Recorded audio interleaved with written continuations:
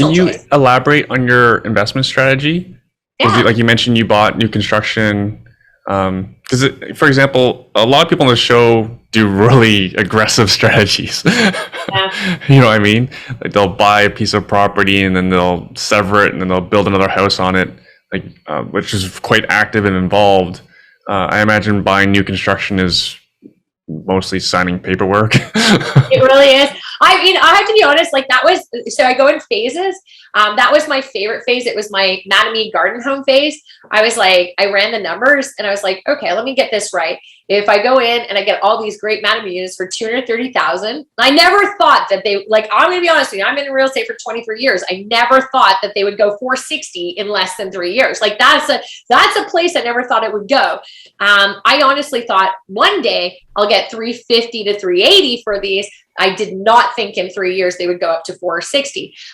When I bought those with that strategy, it was mostly cash flow. I wanted something that could cash flow, and at 230 a piece, I mean, these have no condo fees, no maintenance, no backyards. Like they're just beautiful balconies, super awesome. I customized them in a way with 2 bedrooms, 2 bathrooms, and like 2.5 bathrooms. So it was really designed to maximize people who needed these type of living style. And I loved it. And then I negotiated with Mattamy. I negotiated upgrades because they were having a hard time with moving some of them. So I was like, boom. So I picked up a ton of them knowing that for my lifestyle and where I was at, I was like, you know what? This is like easy. It's no brainer. They had attached garages, 230, 2 bedrooms, no maintenance fees, like super easy. And I'm like, these are my favorite to invest in because they really, knock on wood, they require nothing. Like they're just easy places. And I don't want to get rid of them because I actually kind of like them.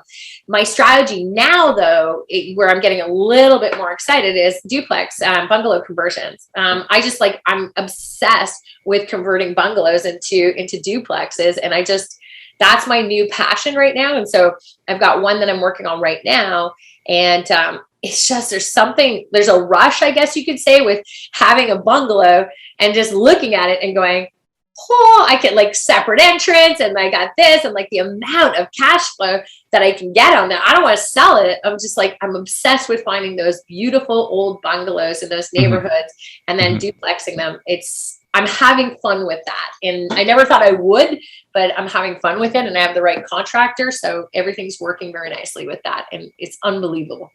It's really Can good. you detail some of the strategy, especially the numbers? Like, is this like in my markets? It's just, in our markets, it's typically a 1950s bungalow.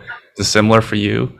1950s is 1970s. I would say 1978 is sort of the latest that we're at. Most of our neighborhoods are the same as you. They're about 1930, 1940, 1950, 1960, 1970. Like, so that whole range.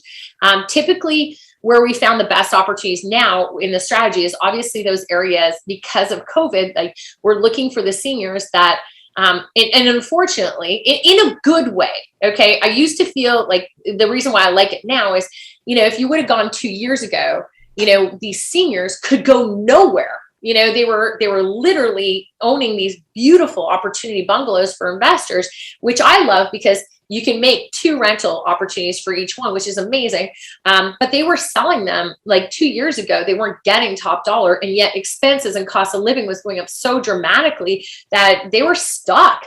Like they were really stuck. I mean, you could talk to any senior citizen. They were like, we're stuck. There's nothing we can do because if we sell them, where are we going to go? And where are we going to get for this? So what I think is really awesome now is, sure, as an investor, it costs me a lot more money to buy these older bungalows now, but it's awesome because you know what? Now I feel I'm a human being. Sometimes I just don't feel great knowing that, there's a senior citizen that's, can't survive on the cost of living. But now we're writing checks for these bungalows. That is pretty awesome. And they're able to have, they can go further out and live in a beautiful retirement residence, and they can have a better quality of life. They can even leave the city. They can contribute and build in-law suites in their children's houses because they have so much equity now that they didn't have 2 years ago, that it's actually a win for me. It's a win for them. And my strategy really is because they were locked down in COVID and they were the most affected age group, and still is, but now they're double vaccinated, a lot of them, so it's a little bit safer. They still don't feel comfortable putting their houses on the market with 30, 40 people coming through them. So the strategy really is to just get really clear on where those pocketed areas are, which we know where they are in our city, and then just really going door to door and having those conversations and involving their families and saying, look, we can do this pretty seamlessly, and we're not trying to get a better deal than anybody else is. We just are looking for the right opportunities for us. And then, so what is the price of a bungalow? And then how much do you need to renovate it?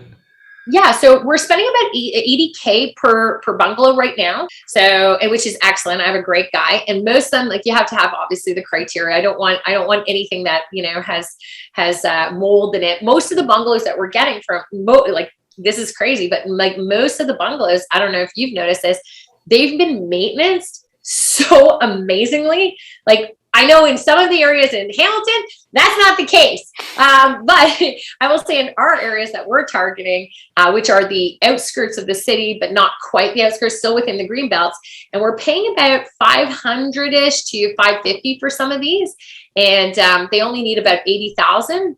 And you're looking at rent on the upper level is close to $1,900 to $2,100, and on the lower level you're looking at $16,000 to $18,000.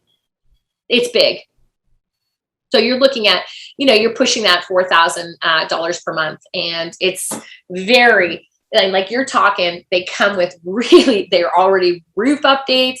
They've already had the furnace maintained. They have great air conditioning. They've never, the houses that we're looking for are the ones that the only thing that really needs to be done is some duplex conversion work and to make it legally conforming, and also some cosmetic updates. And you know what? It's not that much. I mean, highest we've paid is $120 for renovations, but we try to keep it around that $80. Fantastic.